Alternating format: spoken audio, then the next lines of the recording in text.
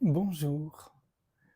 Aujourd'hui, un petit tour par l'univers perse des XIe et XIIe siècles, aux confins de la spiritualité soufie, de la science, de la poésie, un grand talent littéraire qui a traversé les siècles.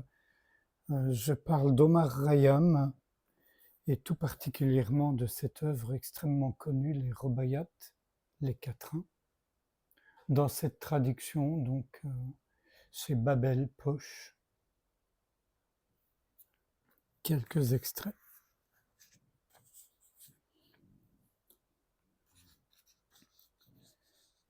Le nuage est venu verser de nouveau des larmes sur le gazon. Il ne convient plus de vivre sans 20 couleurs de rose. Cette verdure fait aujourd'hui la joie de nos yeux.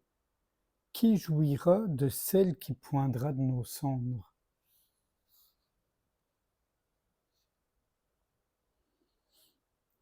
Ceux qui sont déjà partis, eau et chansons, se sont endormis dans la poussière de leur vanité, eau et chansons. Va, bois du vin et écoute la vérité dont je te fais part. Tout ce qu'ils ont dit n'est que du vent, eau et chansons.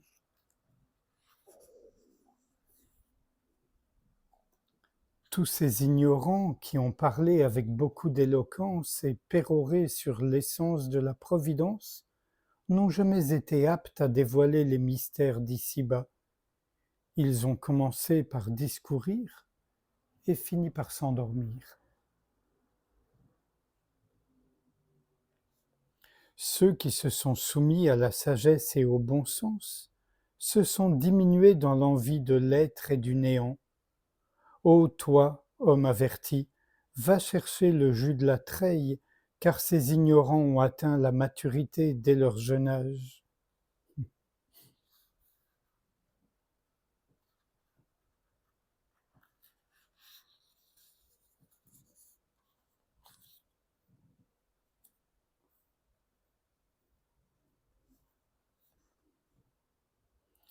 Heureux celui qui, avec une coupe de vin couleur de rubis dans une main et la chevelure de l'aimé dans l'autre, se met au bord d'une prairie et boit du vin sans se soucier des vicissitudes du ciel, et multipliant les rasades, commence à être pris du vin de la joie. À quoi bon se livrer à des peines et à des souffrances? Il ne faut pas exiger plus que sa part. Ce qui est écrit à ton nom au jour de la création, c'est cela ton lot, ni plus ni moins. Je ne cesse de combattre mes passions, mais que faire? Je suis affligé de tout ce que j'ai fait, mais que faire? Admettons que dans ta munificence tu absoudras mes péchés, mais que faire de la honte que j'ai de t'avoir eu comme témoin? Il s'adresse au Seigneur.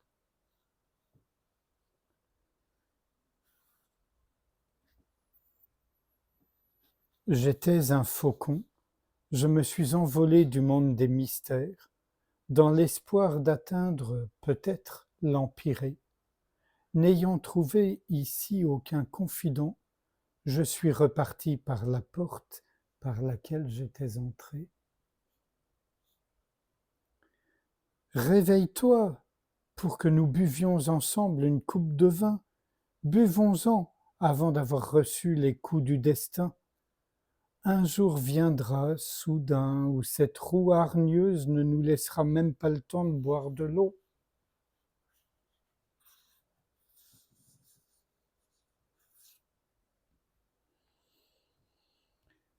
Pourquoi tant de regrets et de soucis à propos des biens de ce monde?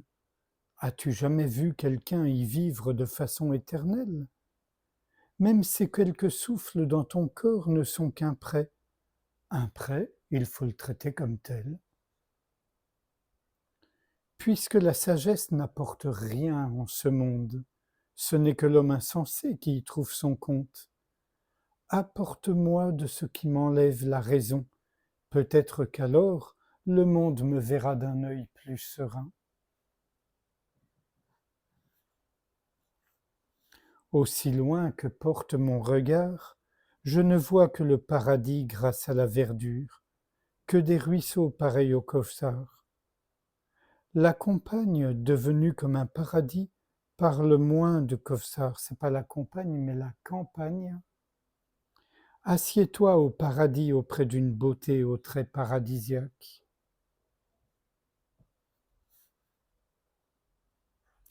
Ô Rayam, si tu es ivre de vin, sois gai.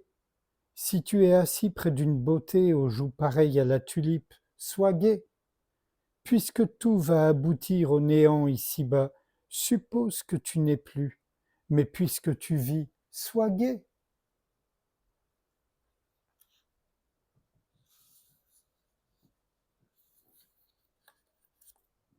Le monde et tout ce que tu y as vu n'est rien.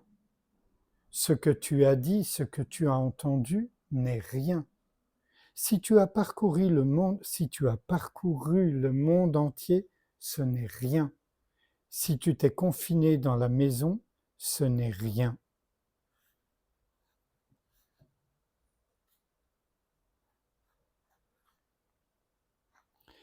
Personne n'a accès derrière le voile du mystère.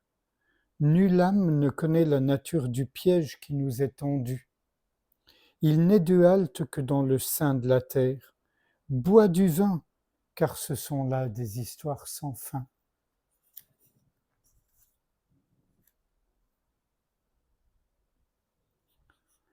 Tant que je suis sobre, la joie me fait défaut.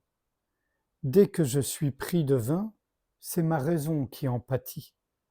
Il y a un état entre ivresse et sobriété auquel je tiens fort, car c'est cela la vie.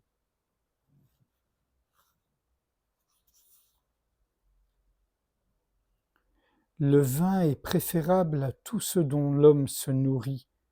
Avec les adolescents aux joues duvetées, mieux vaut boire le vin pur. D'un bout à l'autre, le monde ressemble à une auberge en ruine. Dans un lieu en ruine, mieux vaut être ivre-mort.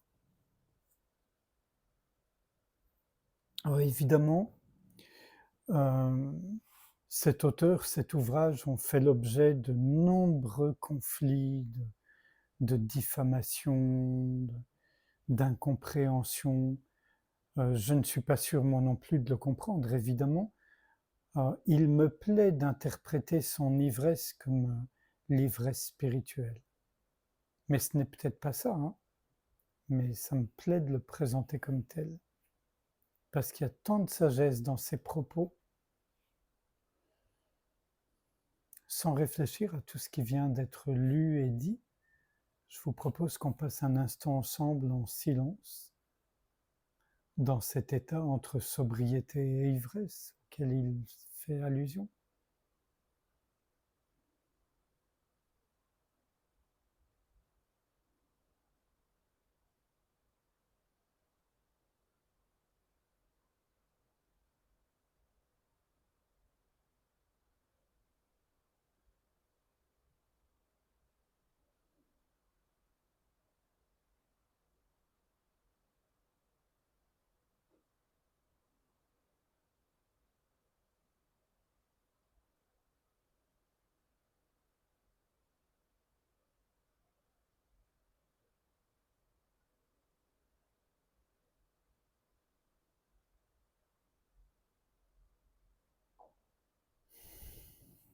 Je vous remercie. À bientôt.